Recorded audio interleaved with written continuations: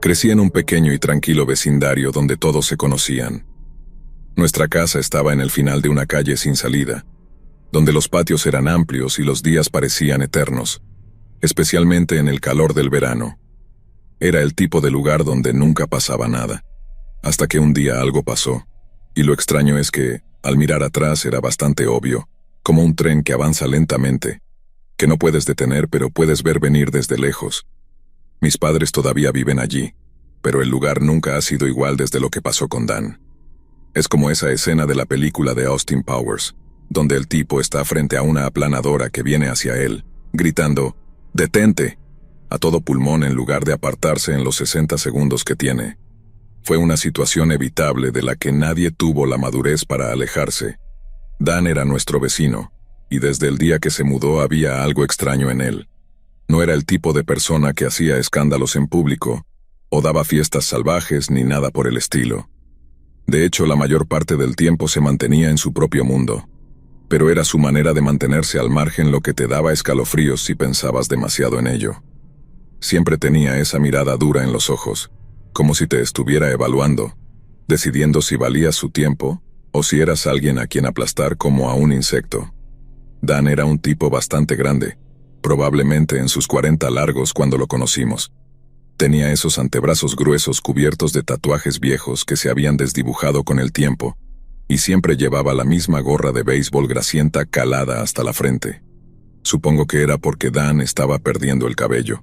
Trabajaba en su casa constantemente, de manera obsesiva. Era como si el tipo estuviera en guerra con el límite de su propiedad. Cortaba el césped 3 veces a la semana, recortaba sus setos en formas angulares perfectas, repintaba su puerta de garaje cada pocos meses, y Dios no permita que alguien pisara su césped. Aprendí esa lección de la manera difícil. Debía tener unos 10 años cuando nos mudamos, y mis padres me advirtieron enseguida. «No molestes a Dan», me dijo mi padre. «Es exmilitar, probablemente esté lidiando con algún tipo de trastorno de estrés postraumático». Mi madre solo me dijo, «Él no está del todo bien». Y sí, tenían razón. Cuando me dijeron por primera vez de qué iba el tema, me imaginé al teniente Dan de Forrest Gump, como alguien rudo por fuera, pero suave por dentro, una persona que con el tiempo se volvería cariñosa, quizá incluso amable. Este tipo era el polo opuesto. Dan tenía un temperamento que estallaba por las cosas más tontas, como cuando el repartidor de periódicos lanzaba el periódico cerca del borde del césped de Dan, en lugar de dejarlo en la entrada. Dan salía de su casa como una furia, con los puños apretados y las venas marcadas en su cuello, gritando a ese pobre chico hasta hacerlo temblar como una hoja. «¿Cuál es tu maldito problema, niñato? ¿Te gusta fallar en tu trabajo? ¿Quieres que te reemplacen? Eres basura, chaval, siempre lo has sido y siempre lo serás. Vienes de una larga línea de fracasados, ¿verdad? Solo una cadena interminable de mier. Ven aquí y tira el periódico hasta mi puerta o la próxima vez te lanzaré piedras en la cabeza, imbécil». Tuvimos muchos repartidores de periódicos nuevos en el vecindario. Mi familia aprendió a esquivar a Dan. Mis padres y yo desarrollamos un sistema implícito. Evitar el contacto visual, rodear la cuadra si era necesario, siempre ser educado, pero jamás amistoso. Mi papá era el rey para apaciguarlo cuando Dan explotaba. Simplemente se quedaba ahí, asintiendo, dándole la razón a las tonterías que decía Dan y de alguna forma eso lo calmaba. Pero yo le tenía miedo. Todo empeoró cuando conseguimos a Checker. Fue en la Navidad de mis 12 años. Llevaba rogándole a mis padres mucho tiempo por un perro. Checker era un mestizo, un pequeño revoltoso con manchas marrones y blancas, y desde el momento en que lo vi, supe que sería un problema, pero aún así lo amé de inmediato. Tenía más energía que un torbellino, siempre corriendo, saltando, escapándose. Checker siempre encontraba la forma de salir del patio. Parcheábamos la cerca, añadíamos cerraduras a la puerta, pero él encontraba alguna forma de escaparse. Cuando creció, descubrió que podía literalmente saltar la parte más baja de la cerca. Era un animal muy atlético. Al principio era gracioso, incluso adorable, verlo correr en el patio delantero. Pero luego empezó a ir a la casa de Dan. Cruzaba la calle, corría por el césped perfecto de Dan y claro, dejaba un regalito en forma de una pila humeante de caca de perro. Esto enfurecía a nuestro vecino, que se volvía loco al verlo. Si no lo limpiábamos inmediatamente, Dan aprovechaba la oportunidad para montar en cólera. Nunca olvidaré la primera vez que Dan vino a quejarse. Fue como sacado de una película de terror. Sonó el timbre y cuando mi mamá abrió la puerta, ahí estaba él, de pie en el porche con una expresión que podía derretir acero.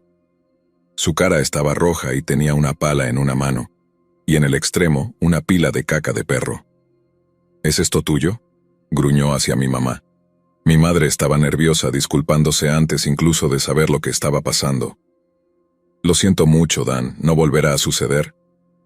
Será mejor que no, dijo sacudiendo la pala.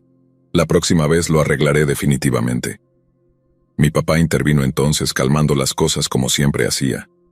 Pero desde ese día en adelante hubo una frialdad entre nosotros y Dan que no desapareció. Checker no ayudaba, seguía escapándose, encontrando la forma de llegar al patio de Dan. Y cada vez las amenazas de Dan eran peores. Nos miraba desde su porche, murmurando cosas entre dientes. Voy a matar a ese perro algún día, ya lo verán. Era un jueves cuando finalmente todo llegó a un punto crítico. Lo recuerdo porque los jueves eran los peores días. Mis padres trabajaban hasta tarde, y mi hermana, que era más joven que yo, siempre estaba en casa de una amiga. Eso me dejaba solo en casa después de la escuela, lo cual solía estar bien, salvo que tenía un trabajo, cuidar de Checker.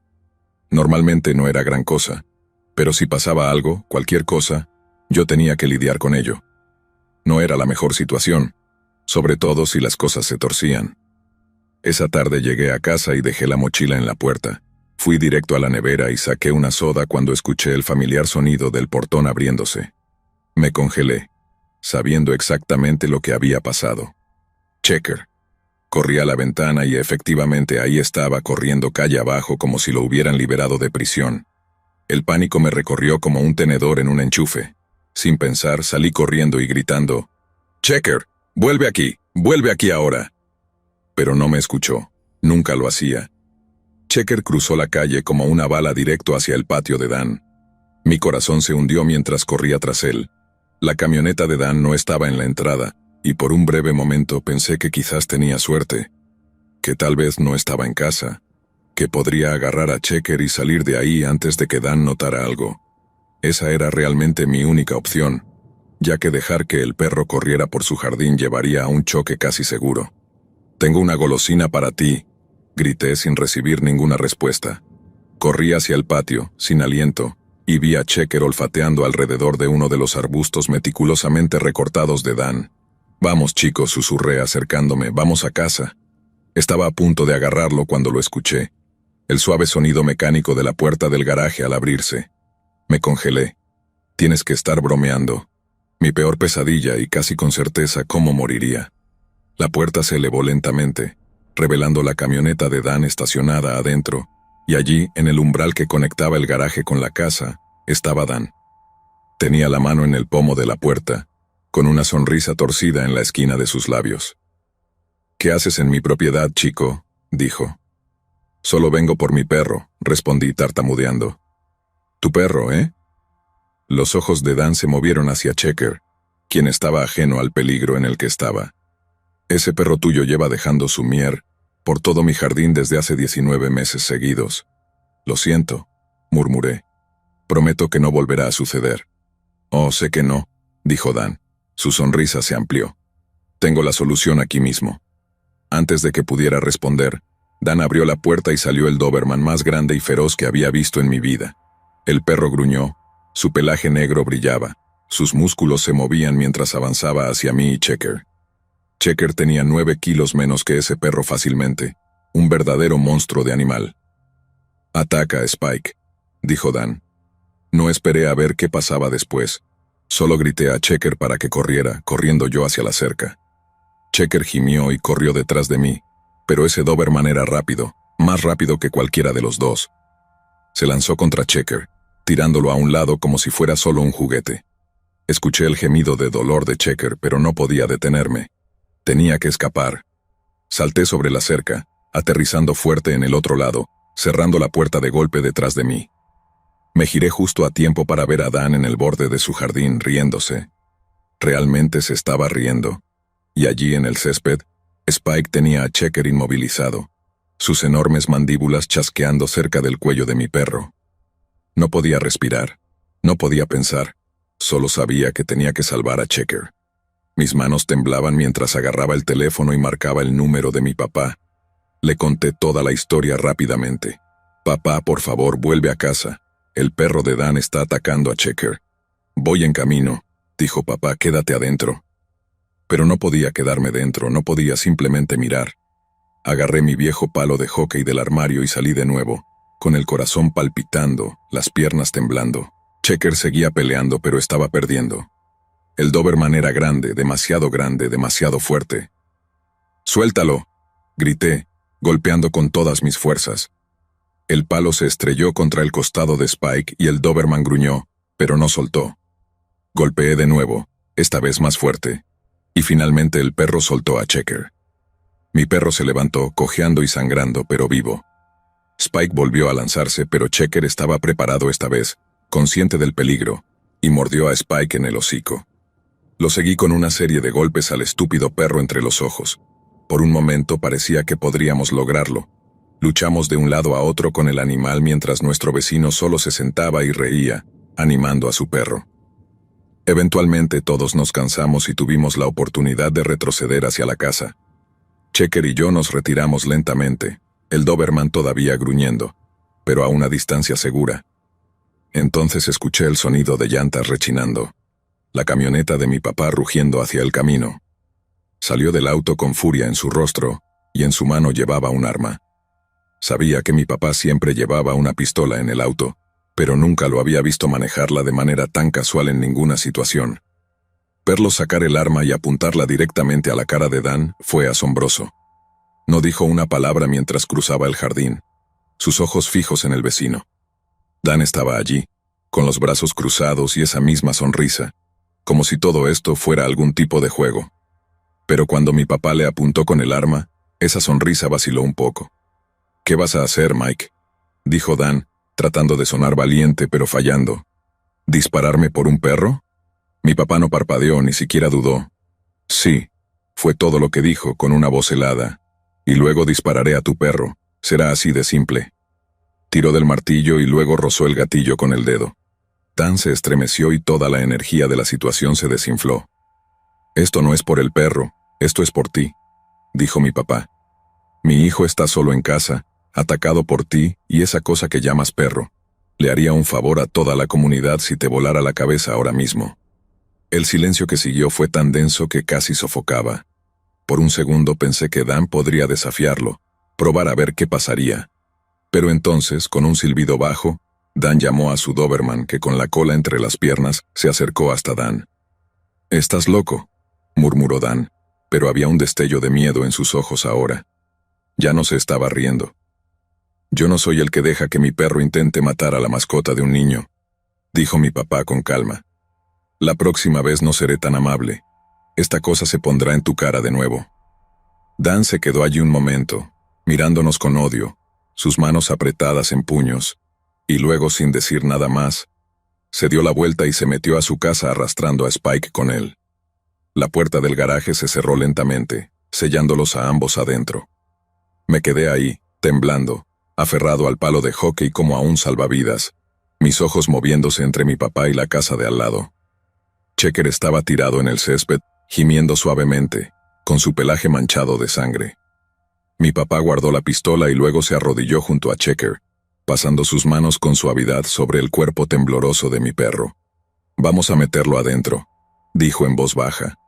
Llevamos a Checker a la casa, y me senté junto a él en el suelo mientras mi papá limpiaba sus heridas. Checker estaba golpeado, pero la mayoría de sus heridas eran superficiales. Esa noche, mientras estaba en la cama mirando el techo, no podía dejar de pensar en la expresión en el rostro de Dan cuando soltó a Spike, la forma en que sus ojos brillaban con ese placer enfermo, como si quisiera ver lo que pasaría a continuación, como si hubiera estado esperando este momento, la oportunidad de lastimar a alguien, de hacernos daño. Entonces me di cuenta de que Dan no era solo un viejo cascarrabias con mal carácter, era peligroso, realmente peligroso, y teníamos que vivir al lado de él. Los días siguientes fueron bastante tensos. Mantuvimos a Checker adentro. solo dejándolo salir al patio trasero cuando estábamos allí para vigilarlo. Dan, por su parte, prácticamente se quedó en su lado de la cerca, pero de vez en cuando lo veía observándonos desde su porche delantero, sus ojos oscuros y calculadores, como si estuviera esperando el próximo momento en que cometeríamos un error, el próximo momento en que Checker se escaparía. Ese día nunca llegó. Después de lo que pasó, mi papá instaló un nuevo cerrojo en la puerta y reforzó la cerca para que Checker no pudiera escapar. Y aunque Dan nunca volvió a dirigirnos la palabra, yo sentía su presencia cada vez que salía, como una sombra sobre nuestra casa. Caminé con cautela el resto del tiempo que vivimos allí. El sonido de la puerta de su garaje abriéndose me ponía en pánico. Nunca volvió a suceder nada, pero quizá Dan sabía que mi papá no estaba jugando, o tal vez simplemente estaba esperando su momento. De cualquier manera, seguimos con esta verdad no dicha que se mantuvo hasta el día en que Dan finalmente se mudó, años después, dejando una casa que casi parecía más oscura vacía. Nos mudamos no mucho después.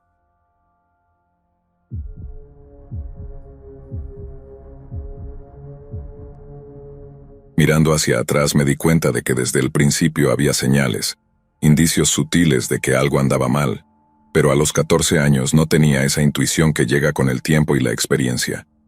Estaba en mi primer año de preparatoria, aún adaptándome a nuevos profesores, nuevas rutinas y una nueva ruta de autobús que me llevaba a casa por una calle a la que no estaba acostumbrado.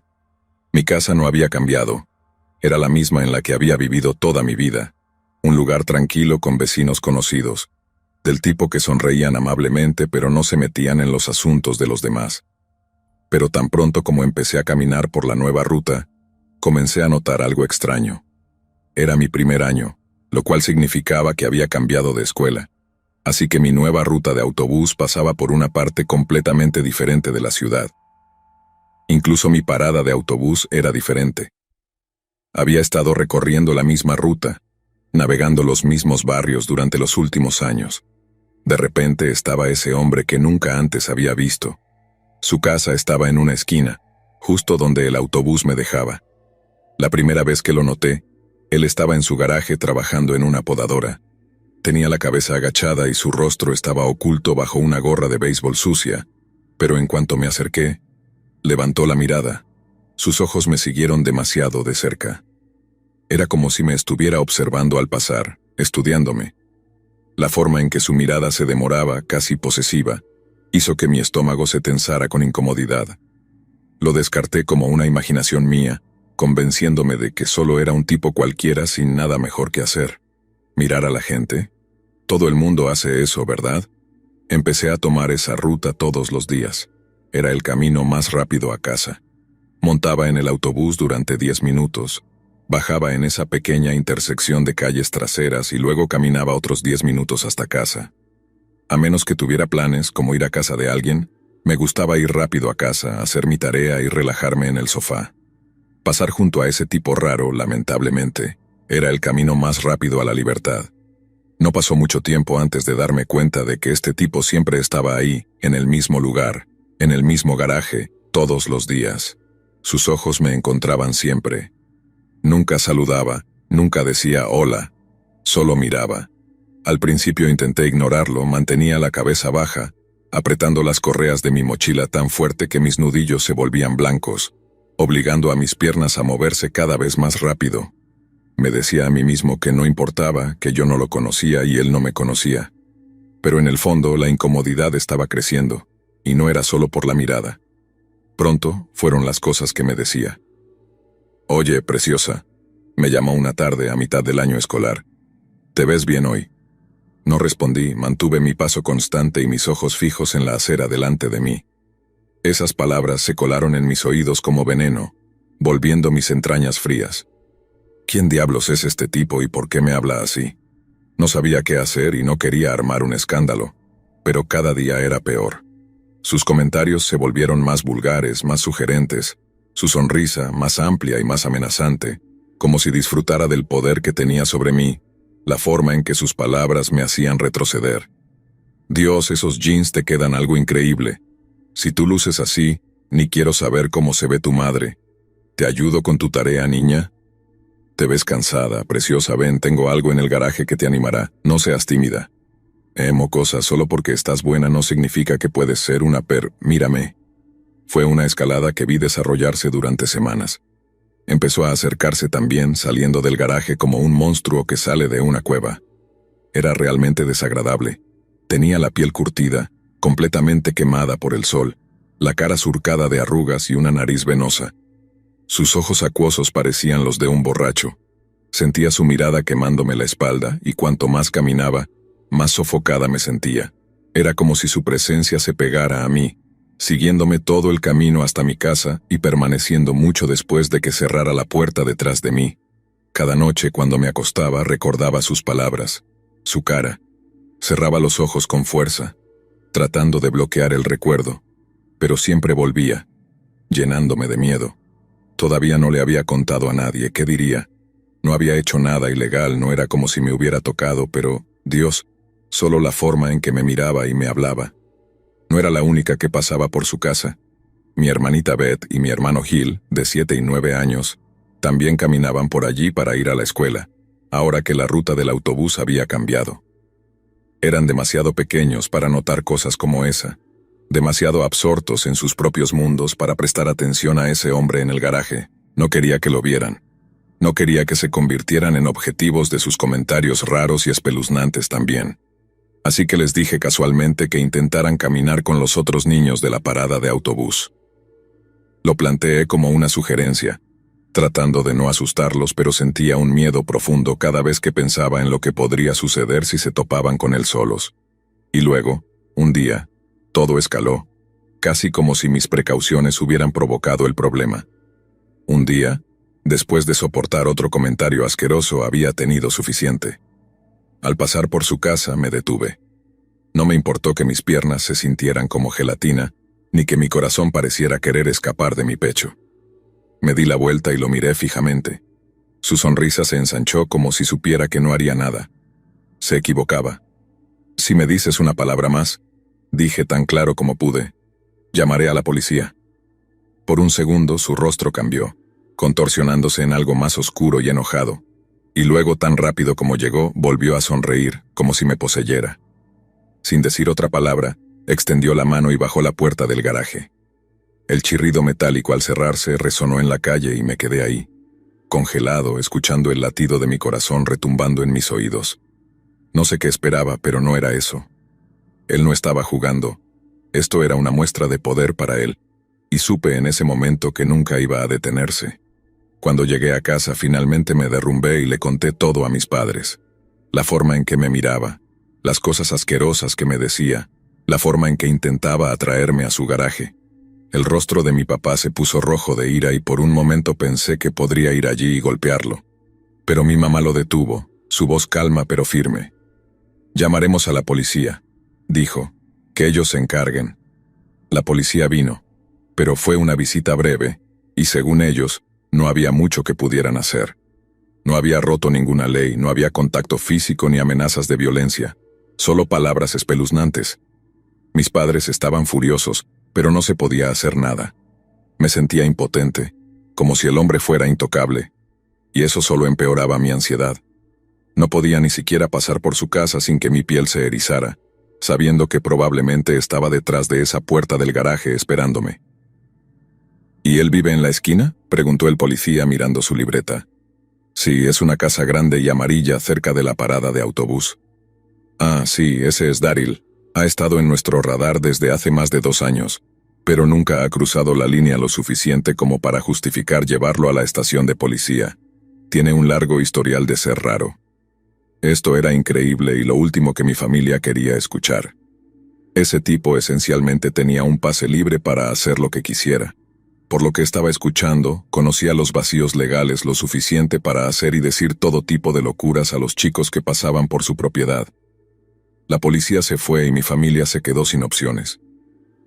Luego llegó el día en que todo cambió aún más. Llegué a casa de la escuela y de inmediato sentí que algo estaba mal. La casa estaba demasiado callada, demasiado tensa. En la cocina mi hermanito y mi hermanita estaban sentados en la mesa llorando, sus rostros pálidos. Mis padres estaban en el teléfono con la policía otra vez, Pero esta vez había una diferencia. Esta vez Beth y Jill se habían encontrado con él. Como dije antes, ellos salían de la escuela una hora antes que yo, así que pasaron frente a su casa solos. Él trató de hacernos entrar en su garaje, sollozó Beth. Dijo que nos mostraría algo genial. Pero cuando le dijimos que no, añadió Jill, empezó a decirnos cosas horribles. ¿Qué cosas?, pregunté sintiendo una mezcla de furia y miedo. Dijo que me voltearía al revés y te haría ver, lloró Jill. También dijo que me cortaría la cabeza y la patearía por la calle. El resto de sus palabras se ahogaron en un sollozo ahogado, y sentí una oleada de furia fría surgir en mi interior. Sabíamos inmediatamente quién era, no había ninguna duda. Mi mente se llenó de imágenes de él parado en su garaje, sonriendo como un depredador, esperando su siguiente movimiento. Quería gritar, golpear algo, pero todo lo que pude hacer fue quedarme ahí, temblando de rabia. Este hombre, este monstruo, estaba aterrorizando a mi familia, y nadie iba a hacer nada al respecto. Todos éramos demasiado jóvenes para estar sintiendo lo que sentíamos. Ningún niño debería ser amenazado con ser decapitado, y ninguna niña debería escuchar amenazas como esas. Y yo, como estudiante de primer año de preparatoria, no debería estar sintiendo una furia abrumadora y el deseo de lastimar a alguien. Todo esto era demasiado, y algo tenía que cambiar. La policía vino una vez más, tomó declaraciones, y de nuevo, no se pudo hacer nada. No había puesto una mano sobre ellos, no había quebrantado ninguna ley. Era exasperante, pero mientras escuchaba las palabras del oficial, algo hizo clic en mi interior. No podía seguir confiando en nadie más para protegernos. La policía y mis padres no eran suficientes. Yo tenía que hacer algo. No iba a dejar que él siguiera aterrorizándonos. Fue entonces cuando decidí que iba a tomar el asunto en mis propias manos. Recordaba el miedo en su rostro cuando le dije sin rodeos que llamaría a la policía. A este hombre mayor no le gustaba ser amenazado directamente. En la escuela conocía a algunos estudiantes de segundo y tercer año que sabían quién era yo. No eran exactamente el tipo de personas a las que invitarías a casa a conocer a tus padres, pero tenían una reputación de ser problemáticos, los típicos chicos que no se preocupaban en ensuciarse las manos. Me acerqué a uno de ellos después de la escuela, le expliqué la situación, y antes de darme cuenta tenía un grupo de 10 personas, en su mayoría chicos, dispuestos a ayudarme. Nos reunimos en el parque, a unas pocas cuadras de la casa de ese hombre, y planeamos lo que íbamos a hacer. Mientras discutíamos el plan, algunos de mis amigos también se unieron al grupo, algunas chicas y unos cuantos chicos de primer año, todos listos para impartir justicia. Al final éramos cerca de 20 personas. Era sencillo en realidad. No íbamos a lastimarlo, solo a asustarlo lo suficiente como para asegurarnos de que nunca volviera a hablarle a otro niño de esa forma. Esperamos a que el autobús escolar dejara a Beth y Jill, y mientras caminaban frente a su casa, pude ver que la puerta del garaje comenzaba a levantarse. Salió, como siempre. Observé mientras se dirigía hacia ellos con esa misma sonrisa repugnante en su rostro, y antes de que pudiera decir una palabra nos movimos. No nos acercamos directamente, lo rodeamos, todos de pie en su garaje, bloqueando el camino hacia la calle. Al principio se veía sorprendido, como si no pudiera creer lo que estaba pasando. Sus ojos iban de uno a otro de nosotros, su sonrisa desapareciendo rápidamente. ¿Qué demonios es esto?, escupió. Uno de los chicos, Jake, dio un paso adelante y lo empujó contra la pared. «Cállate», espetó. «Has estado hablando suficiente tiempo». Los ojos del hombre se agrandaron de miedo mientras me miraba, y por primera vez no estaba sonriendo. No tenía el control ahora, y me aseguré de que lo supiera. Jake le dio una bofetada en la cabeza y vi cómo las venas en la frente del hombre se tensaban. Jake era un amigo mío desde hacía mucho tiempo, y también tenía un hermano menor. Era del tipo protector. Lo llevé por una razón. Sabía que se metería en la cara de este tipo.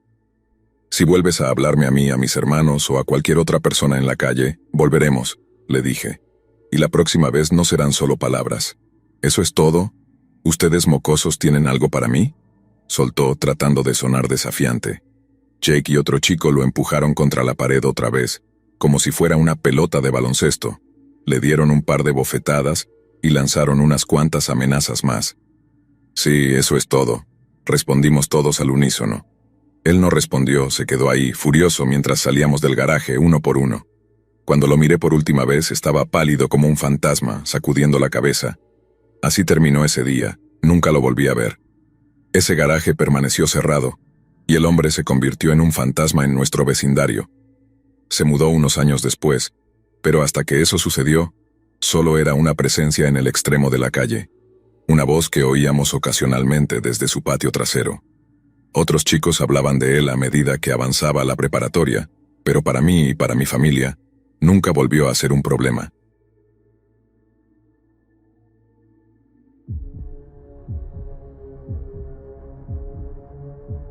He pasado más tiempo en el bosque que en mi propio patio trasero. Crecer con Seth como mi mejor amigo hacía fácil escapar de la rutina diaria de tareas y estudios, simplemente desapareciendo en la naturaleza detrás de nuestras casas.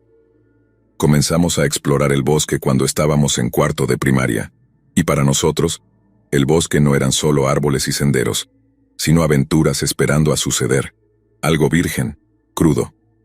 Cada fin de semana tomábamos nuestras bicicletas, metíamos algo de comida en nuestras mochilas y nos íbamos por horas. Seth, debo admitir, siempre fue el más aventurero. Era el tipo de chico al que no le importaba ensuciarse o arañarse.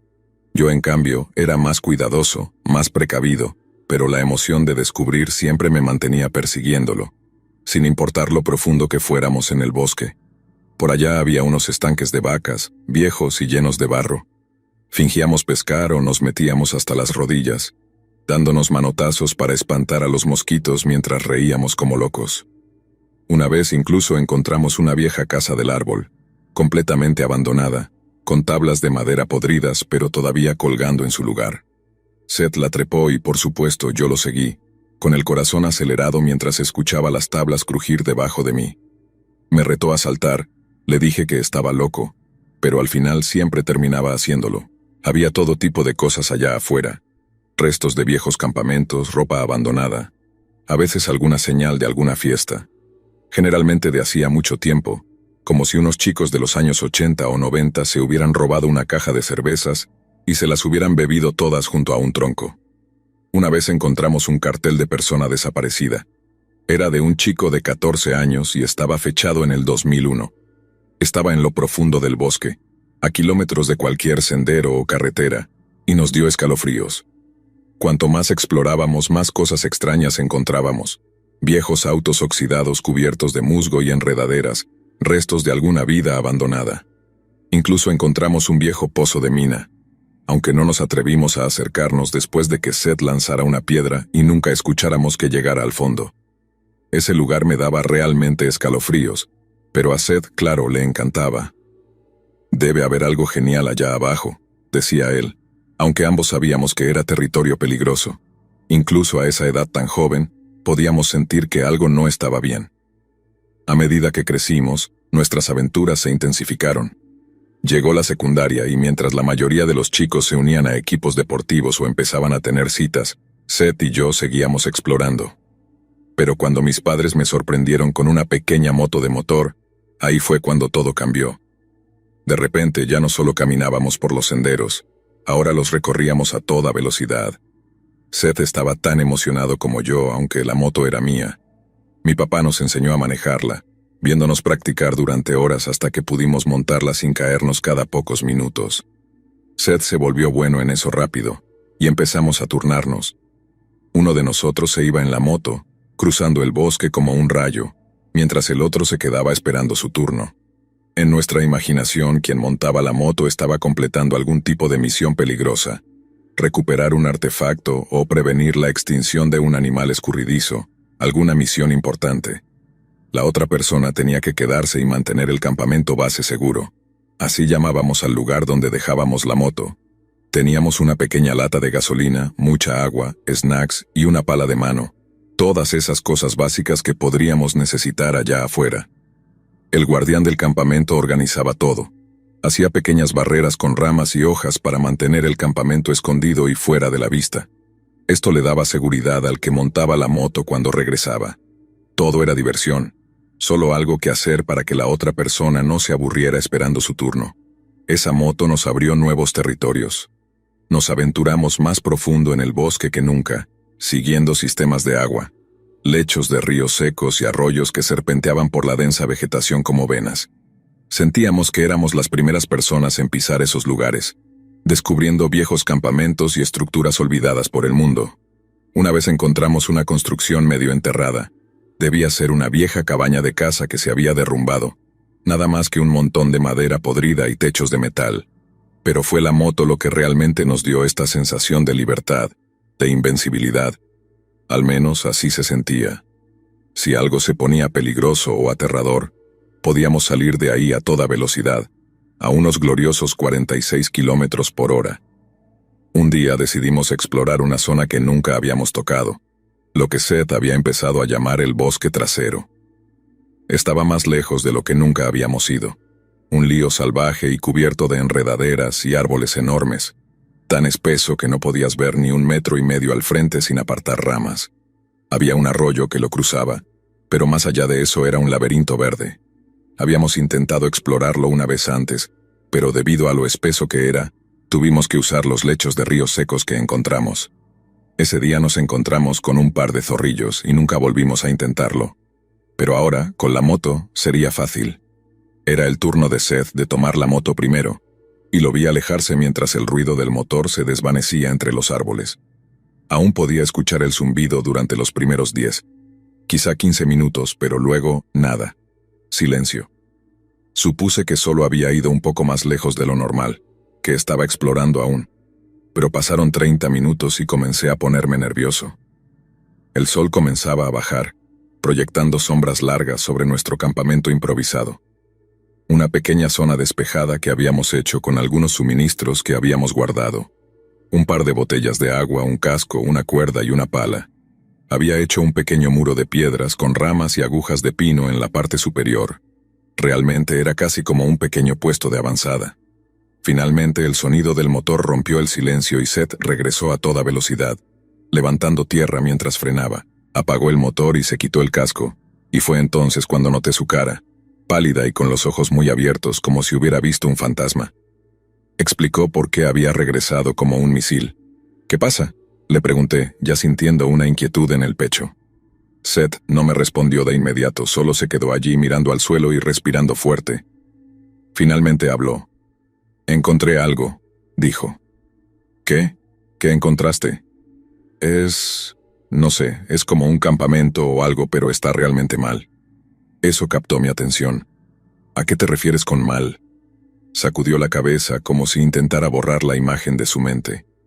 «Tienes que verlo. No sé cómo explicarlo, solo sigue el arroyo. Cuando se bifurque, ve a la derecha y lo verás». Mi corazón latía con fuerza, pero la curiosidad había ganado. Me puse el casco, me subí a la moto y partí, siguiendo sus indicaciones. Cuanto más avanzaba, más denso se volvía el bosque, las ramas golpeando mis brazos, el aire volviéndose espeso y húmedo. Seguí el arroyo hasta que se bifurcó, justo como dijo, luego me desvié a la derecha y lo vi. El campamento. Fue cuando deseé haber traído más suministros, o al menos haber llenado el tanque de gasolina. Me sentía demasiado expuesto allí, pero aún así me acerqué. Al principio no vi mucho, solo un claro en los árboles, pero al acercarme me di cuenta de que no era un campamento común. Había una piedra en el centro, como un altar improvisado, con restos de una fogata encima. Trozos de madera quemada y cenizas estaban esparcidos alrededor, pero eso no era lo peor.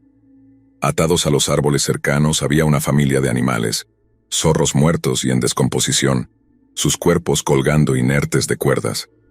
Y luego vi una cabeza de maniquí. Estaba montada sobre un tronco, con una cara grotesca y realista tallada en ella, los ojos mirando fijamente hacia adelante.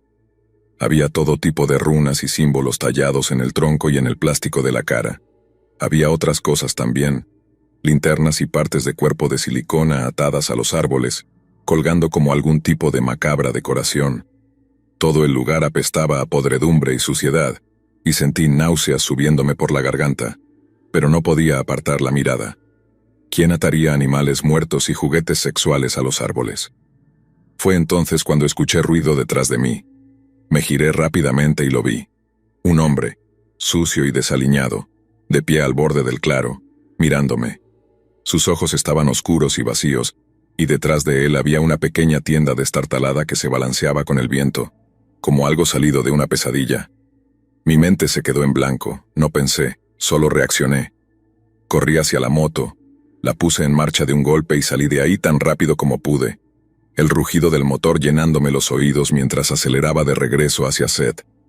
Gracias a Dios que había dejado la moto encendida, porque si hubiera tenido que arrancarla en ese momento de pánico, probablemente ahora estaría muerto. No sé cómo lo sé, simplemente lo sé. Volé entre los árboles sin mirar atrás. Mirar atrás en ese momento habría sido como una sentencia de muerte. Cuando regresé al campamento, apenas podía pronunciar las palabras. Hay alguien allá afuera, alguien en el bosque. Me estaba observando, dije entre jadeos. El rostro de Seth se puso aún más pálido, si es que era posible. Te lo dije, hombre, tenemos que salir de aquí. Empacamos nuestras cosas en tiempo récord, lanzando todo en nuestras mochilas y saliendo disparados hacia el borde del bosque. Todo el camino de regreso, no podía quitarme la sensación de que alguien nos estaba observando, de que ese hombre estaba escondido entre los árboles, acechándonos. Cuando finalmente salimos del bosque y llegamos al sendero que conducía al vecindario, sentí que podía volver a respirar. Les contamos a mis padres lo que había pasado, pero por supuesto no nos creyeron. Pensaron que era otra de nuestras historias exageradas. Pero yo sé lo que vi y Seth también lo sabe. No se hizo ningún reporte policial, nada en absoluto, y hasta el día de hoy siento que fue un error enorme de nuestra parte. Ese tipo era raro, y su pequeño altar era una señal de alarma enorme, posiblemente evidencia de algo criminal. Pero solo éramos unos chicos de 13 y 14 años, y no sabíamos nada mejor. Después de eso evitamos el bosque trasero por completo. Nunca volvimos a internarnos tan profundamente en el bosque. Mi papá debió de percibir que algo no estaba bien, porque me dio una navaja para que la mantuviera atada al manillar de la moto. Por si acaso, dijo. Nunca tuve que usarla, pero fue un añadido interesante a nuestro equipo. Ni Seth ni yo volvimos a ver a ese hombre en el bosque. Nunca volvimos a escuchar sobre él. Pero cada vez que veo algún animal muerto en la carretera, incluso hoy en día siempre me acuerdo de aquellos zorros colgados de los árboles.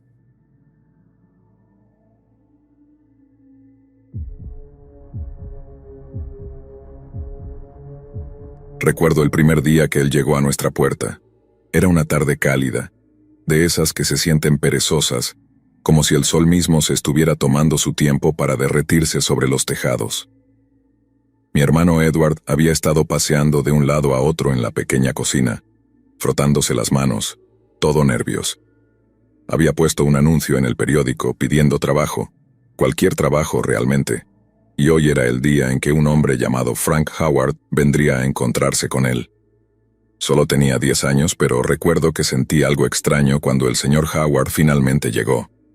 No era realmente el tipo de hombre que esperarías que viniera a hablar sobre un trabajo. Era delgado, casi frágil, con mechones de cabello gris escapándose de debajo de su viejo gorro plano. Su traje, aunque estaba bien cuidado, le quedaba un poco grande, como si hubiera sido hecho para alguien más ancho de hombros y de más sustancia. Lo más extraño eran sus ojos, de un azul pálido y salvaje, pero había algo agudo debajo, como si estuviera pensando constantemente, tramando algo. «Buenas tardes, señor Budd», saludó a mi padre cuando se abrió la puerta. Su voz era suave y agradable, demasiado agradable. Mi padre le estrechó la mano. «Señor Howard, gracias por venir. Edward ha estado esperando conocerlo». Edward dio un paso adelante y recuerdo haber pensado en cuánto más alto era él que este hombre, quien había venido para llevárselo a una granja en el campo. Sin embargo, el señor Howard apenas miró a mi hermano. Sonrió y asintió como si estuviera cumpliendo con un ritual, pero sus ojos cayeron sobre mí y se quedaron allí. Yo estaba sentada en una silla de madera, medio escondida detrás de la mesa de la cocina, tratando de no ser notada, como suelen hacer los niños. Pero cuando esos ojos pálidos me encontraron, parecieron clavarme casi en el lugar. Me moví incómodamente sintiéndome como un insecto bajo un vidrio. No dejó de mirarme. «Esta debe ser Grace», dijo suavemente, aún mirándome. Miré a mi hermano, insegura de si debería responderle. «Sí, es mi hermanita», dijo. «Es un poco tímida». El señor Howard sonrió aún más ante eso. No era una sonrisa amable. Se estiraba demasiado a través de su rostro, con una tensión tirando de sus labios. Las niñas tímidas son las mejores, ¿sabes?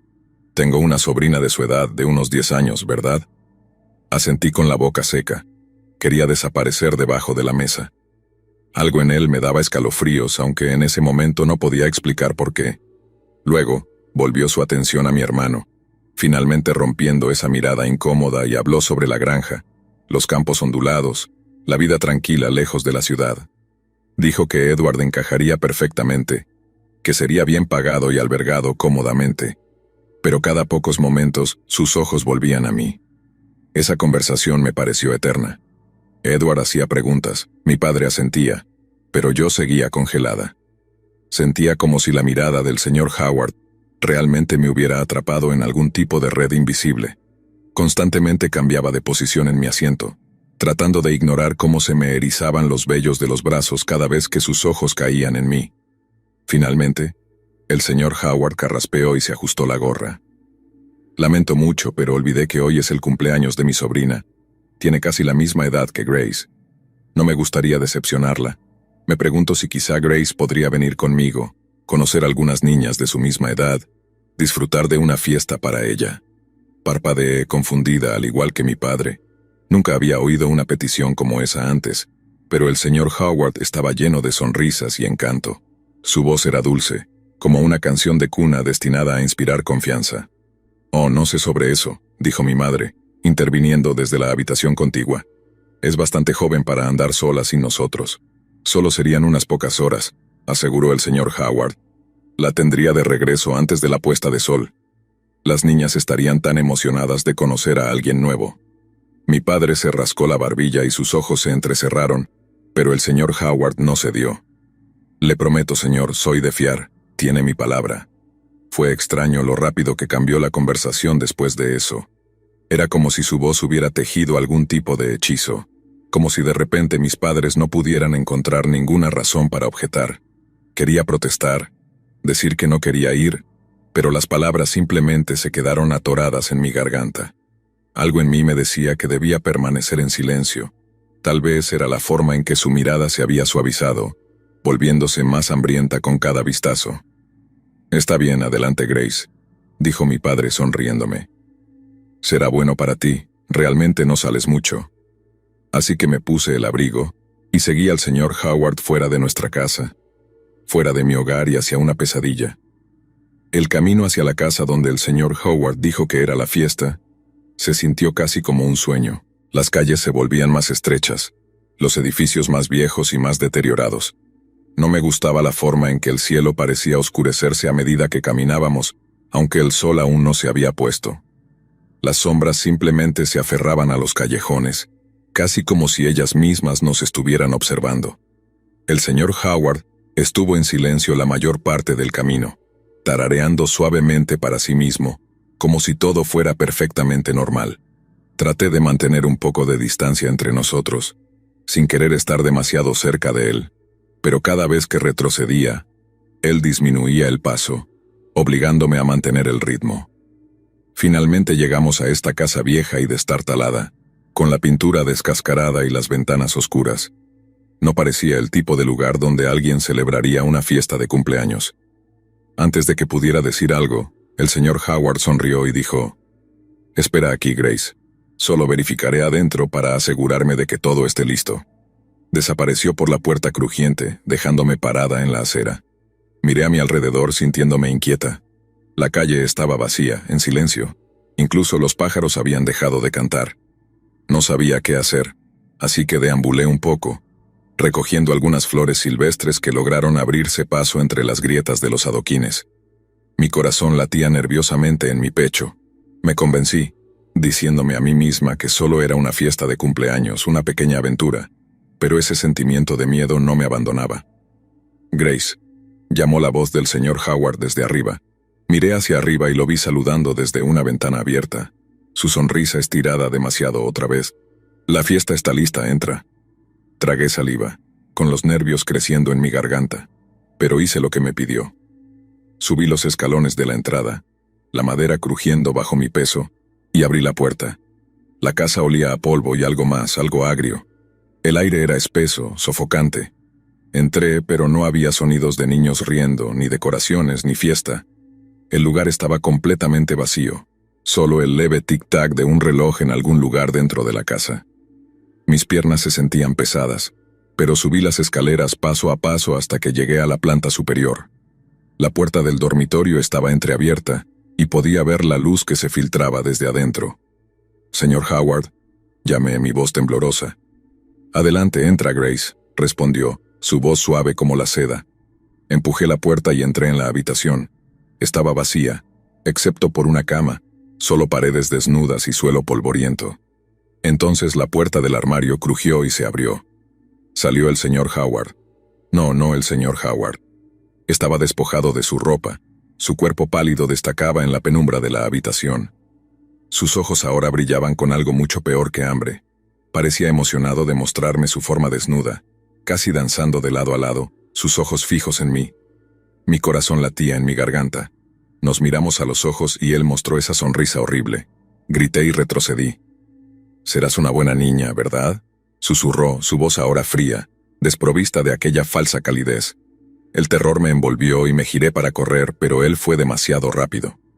Me agarró, sus dedos clavándose en mis brazos, y me arrastró hacia la cama en el centro de la habitación.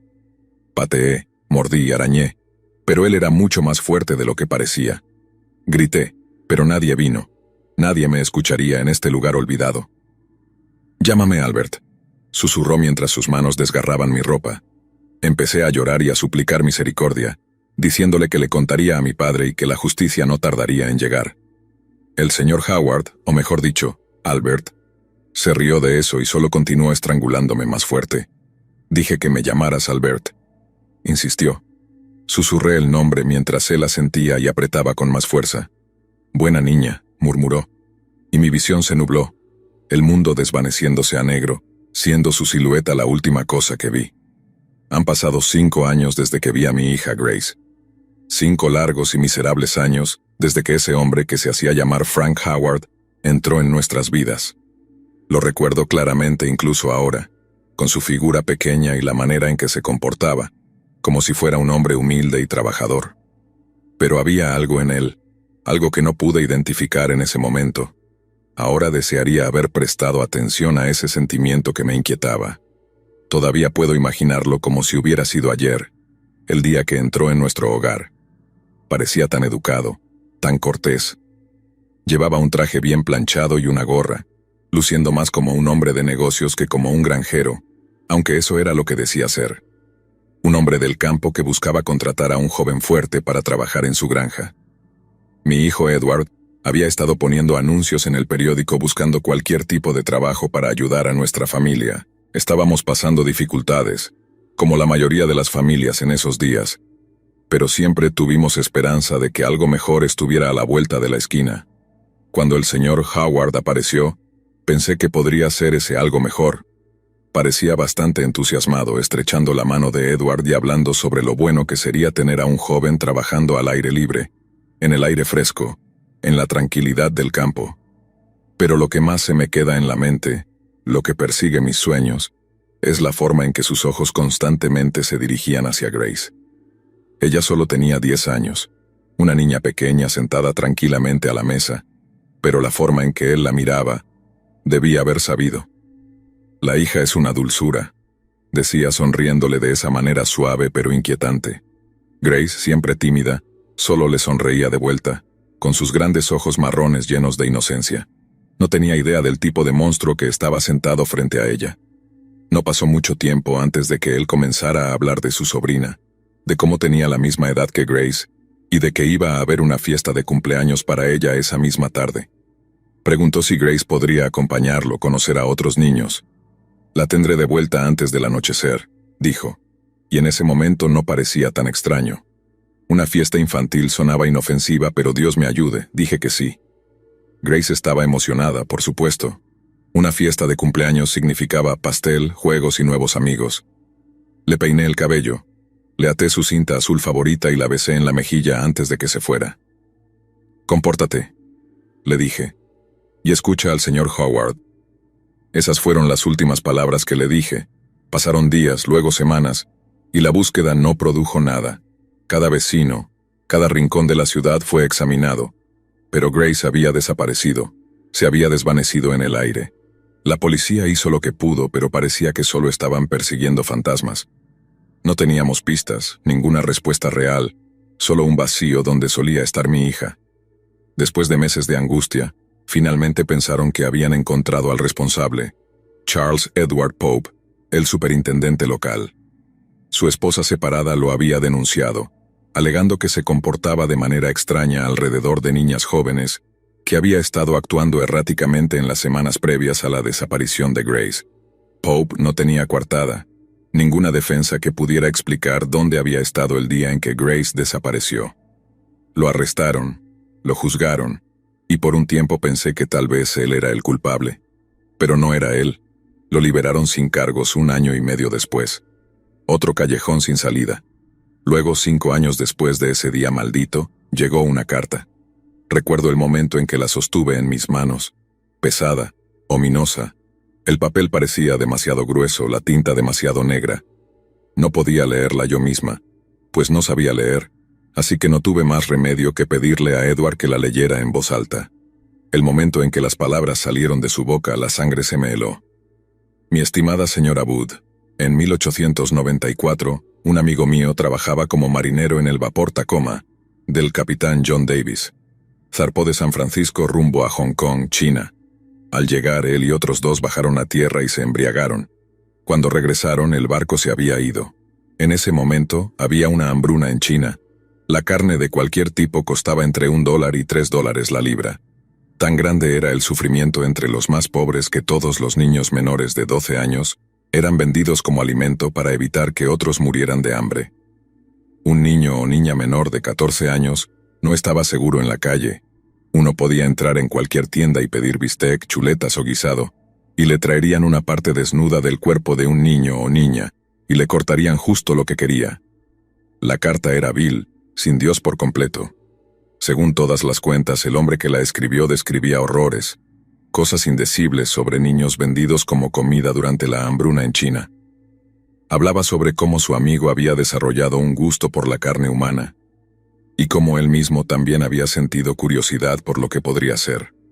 Su amigo había vivido en un apartamento adyacente en Nueva York, y cocinó su propio guiso con restos de niños en su armario.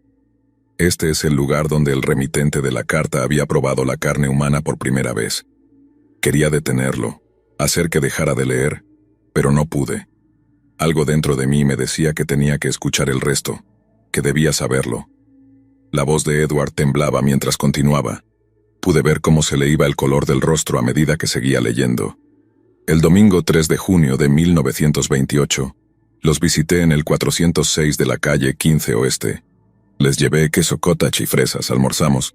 Grace se sentó en mi regazo y me besó. Decidí comerla. Edward continuó. Y mi cuerpo se sintió entumecido, incapaz de reaccionar ante el horror indescriptible que se desarrollaba palabra a palabra. El escritor describía, con detalles atroces y escalofriantes, cómo había atraído a mi hija Grace ese día, cómo la había llevado a una casa abandonada, la había desnudado y luego asesinado. Luego describió cómo la había cocinado y comido, parte por parte, durante el transcurso de 9 días. El mundo se derrumbó a mi alrededor, como si las paredes de la realidad misma colapsaran, aplastándome. Llevé la carta a la policía, no sabía qué más hacer. Inmediatamente lanzaron una investigación, rastreando el papel de correspondencia en el que se había escrito. Tenía un distintivo hexagonal en la esquina con las letras N y P C B A, perteneciente a un club privado, lo que proporcionó una pista, al menos una hebra para seguir. Esa hebra finalmente los llevó hasta un conserje que trabajaba en el club. Un hombre que había tomado algo de la papelería, pero la había dejado atrás cuando se mudó de su antigua dirección. Esa dirección acababa de ser alquilada a un hombre llamado Albert Fish. Cuando lo arrestaron confesó todo, no solo el asesinato de Grace, sino otros más. Afirmó haber asesinado y comido al menos a docenas de niños, quizá hasta 100. Era un verdadero monstruo, un hombre desprovisto de humanidad. Durante el juicio me senté en la sala del tribunal, incapaz de mirarlo, incapaz de enfrentar al hombre que había tomado a mi pequeña. Lo llamaban el hombre gris, y era un nombre apropiado. Su piel tenía ese tono ceniciento y enfermizo, como si la vida hubiera desaparecido de él hacía mucho tiempo. Simplemente se sentó allí, tranquilo y sereno, mientras detallaban sus crímenes, mientras hablaban de lo que le había hecho a mi Grace. No pude soportarlo. Pensé que su ejecución en la silla eléctrica me traería paz, que pondría fin a la pesadilla que había consumido mi vida, pero no lo hizo. Nada podría borrar lo que sucedió, lo que dejé que sucediera cuando accedí a que Grace se fuera con ese hombre terrible. Cada noche aún la veo en mis sueños. Cada noche revivo el momento en que la dejé salir por esa puerta, sonriente e inocente, con el monstruo a su lado. Escucho su risa, la veo corriendo por la casa y luego lo veo a él allí, observándola con esos ojos fríos y muertos. Desde el momento en que tomé el caso de la desaparición de Grace Budd, supe que no sería un caso sencillo. Me asignaron como el investigador principal, y desde el principio tuve la sensación de que no estaba preparado para lo que estaba a punto de enfrentar. Grace, una niña de 10 años, había desaparecido un día de junio de 1928. La última vez que alguien la vio, estaba saliendo de la casa de su familia en la calle 15 Oeste número 406, de la mano de un hombre mayor que se hacía llamar Frank Howard. La familia Budd había confiado en Howard, o al menos no tenían motivos para desconfiar. Había llegado con la promesa de ofrecerle trabajo al hijo mayor, Edward, en su granja fuera de la ciudad. Howard era suave en sus palabras, amable, incluso llevó fresas y queso cottage para almorzar ese día. Parecía saber cómo tranquilizar a la familia Budd, hablando de su granja, de cómo vivirían cómodamente en una casita en su terreno. Parecía un regalo del cielo, una oportunidad para que Edward trabajara y ayudara a mantener a la familia. Pero cuando Howard pidió que Grace pudiera acompañarlo a la supuesta fiesta de cumpleaños de su sobrina en el campo, las cosas tomaron un giro extraño. Grace nunca regresó a casa. Frank Howard desapareció en el aire, y lo único que quedó fue el devastador silencio de una habitación vacía, roto solo por los lamentos de su madre, Delia Budd. Para ser honesto, cuando tomé el caso, ni siquiera sabía por dónde empezar. Ese hombre no dejó ningún rastro. No había granja ni familia, ni siquiera un registro de un tal Frank Howard en ningún lugar de la ciudad de Nueva York. Sentía que estaba persiguiendo un fantasma.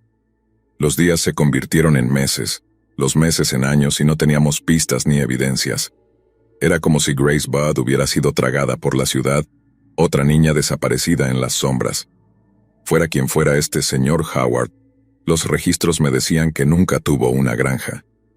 Me imaginaba a alguien como un vagabundo, un hombre errante con un encanto impecable, una apariencia inofensiva y una historia perfecta llena de mentiras y detalles inútiles para ayudarle a desvanecerse, al igual que su víctima.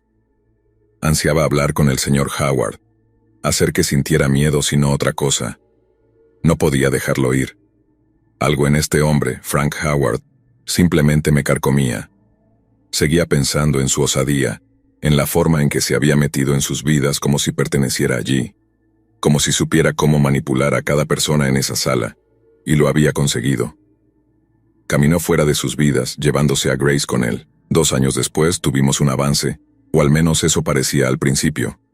Charles Edward Pope, un superintendente local con una reputación dudosa. Su esposa separada lo acusó de haber secuestrado y asesinado a Grace. Lo interrogué yo mismo. Era un manojo de nervios, sudando a mares, temblando como una hoja en octubre. Su coartada era débil y por un momento pensé que quizá teníamos al culpable. Pero algo no encajaba. Su historia no se alineaba con lo poco que sabíamos.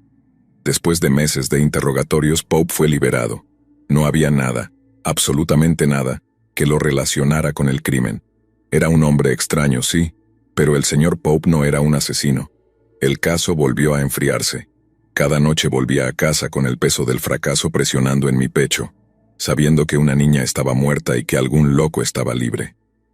5 años pasaron en un silencio enojado, hasta que en noviembre de 1934 todo cambió. Era una mañana fría cuando recibí la llamada. Delia Budd había recibido una carta. Me apresuré, sin saber qué esperar. Delia estaba fuera de sí, sentada en la mesa de la cocina, con las manos temblorosas mientras su hijo Edward leía la carta. Era larga, divagante y absolutamente grotesca. Comenzaba de forma inocente, hablando de una hambruna en China y de niños vendidos como alimento, pero luego se transformaba en algo mucho más oscuro. El escritor describía con un detalle desgarrador cómo había atraído a Grace Budd ese día, cómo la había llevado a una casa abandonada, la había desnudado y asesinado. Luego, contaba cómo había cocinado su carne y la había comido, pieza por pieza, durante el transcurso de 9 días. La depravación en la carta era algo que jamás había encontrado antes. Apenas podía respirar mientras Edward terminaba de leer. Tomé la carta y examiné cada centímetro de ella, y fue entonces cuando lo vi. La tenue marca en la esquina superior del sobre. Era un emblema hexagonal con las letras N y PCBA, dispuestas alrededor. Mi pulso se aceleró. Reconocí ese acrónimo de inmediato, la Asociación Benevolente de Choferes Privados de Nueva York. Este fue nuestro primer indicio real en más de 5 años. Comencé una investigación en esa asociación, comenzando con los miembros y empleados. Ahí fue cuando tuvimos otro avance.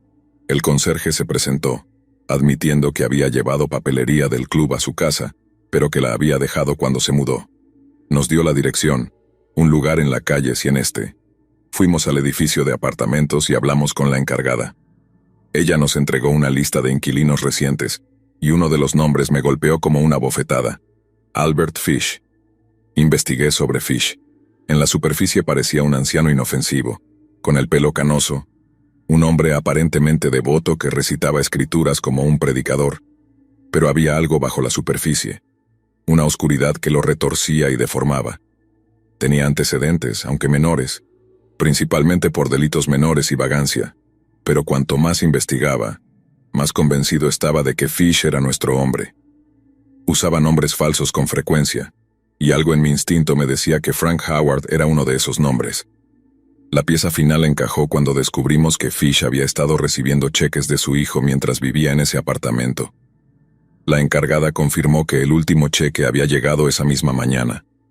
Diseñamos un plan para atraer a Fish de regreso al apartamento, pretendiendo que el cheque había llegado y lo estaba esperando.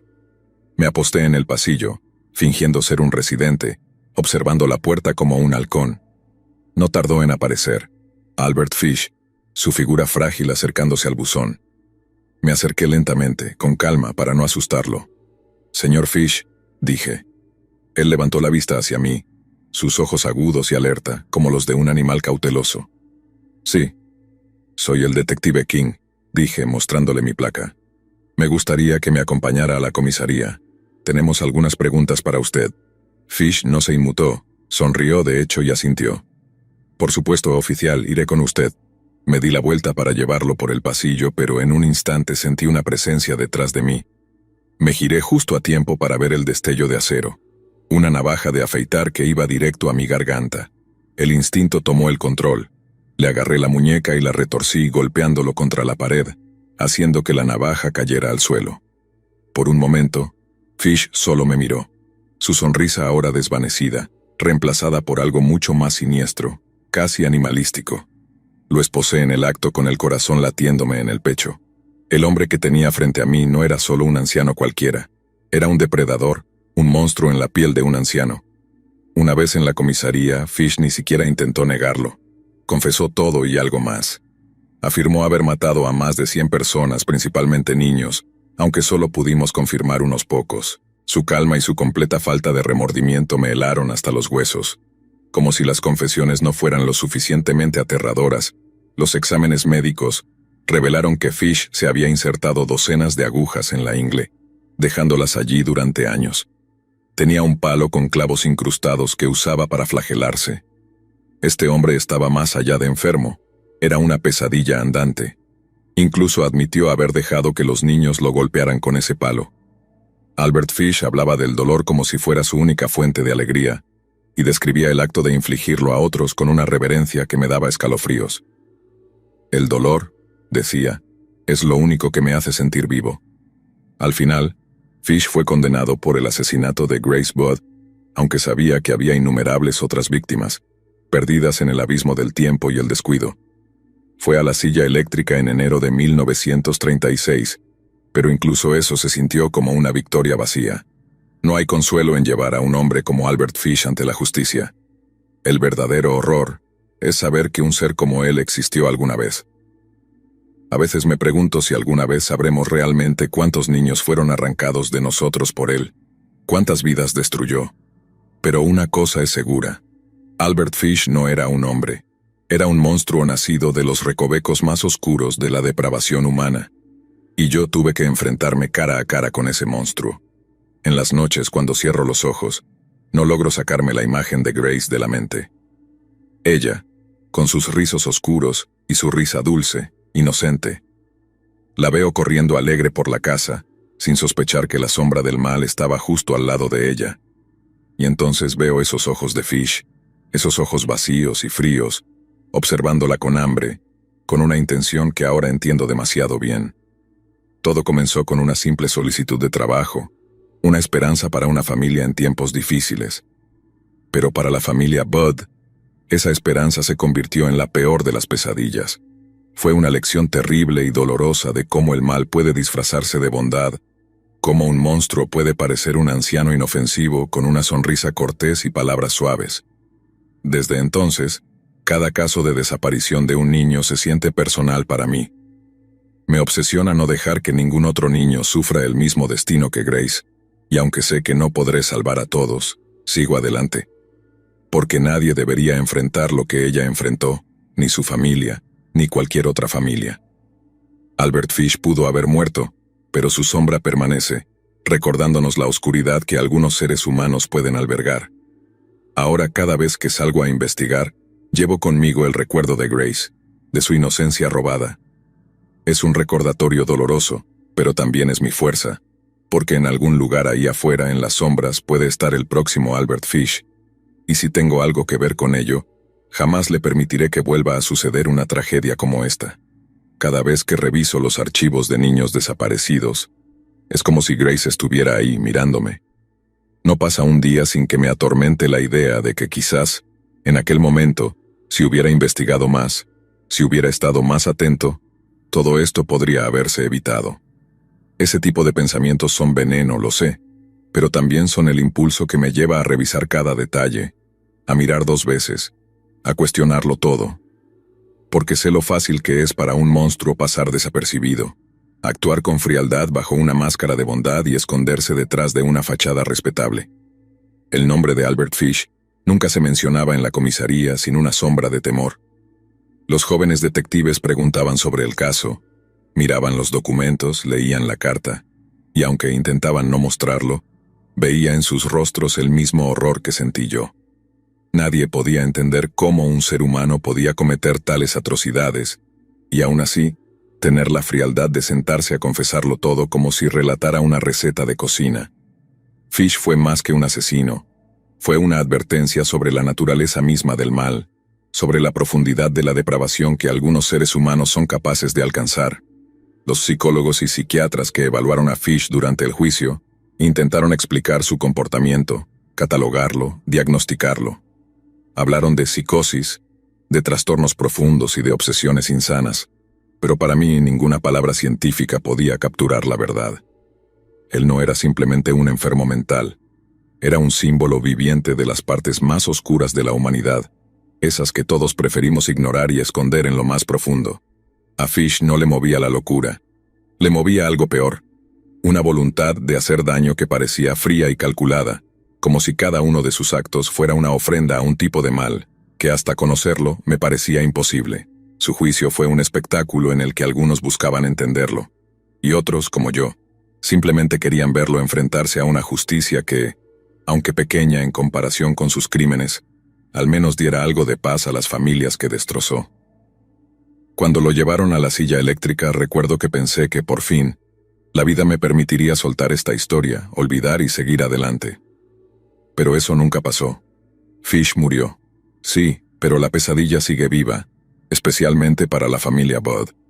La madre de Grace, Delia, sigue viviendo en el mismo barrio, con la mirada perdida, con ese rictus de dolor que ninguna cantidad de tiempo ha logrado suavizar. A veces me cruzo con ella y veo en sus ojos la pregunta que nunca me atrevo a responder. ¿Por qué? ¿Por qué, Grace? Con los años he aprendido que algunas preguntas no tienen respuestas. La desaparición de Grace, su sufrimiento, su inocencia robada, me persiguen como sombras en las noches más oscuras. Tal vez la única manera de honrarla sea seguir adelante, con su recuerdo impulsándome, para proteger a otros niños, para impedir que monstruos como Fish vuelvan a encontrar víctimas inocentes. El mundo es un lugar peligroso, eso lo sé ahora, pero también he aprendido algo más. Mientras haya quienes no cierren los ojos ante el mal, mientras haya quienes se atrevan a enfrentar la oscuridad, hay esperanza. Y aunque no pueda traer de vuelta a Grace, seguiré luchando, con cada caso, con cada búsqueda, con cada niño desaparecido que merezca regresar a su hogar. Porque la memoria de Grace y de todos los que el mal se llevó merece que, al menos, haya alguien dispuesto a no rendirse jamás.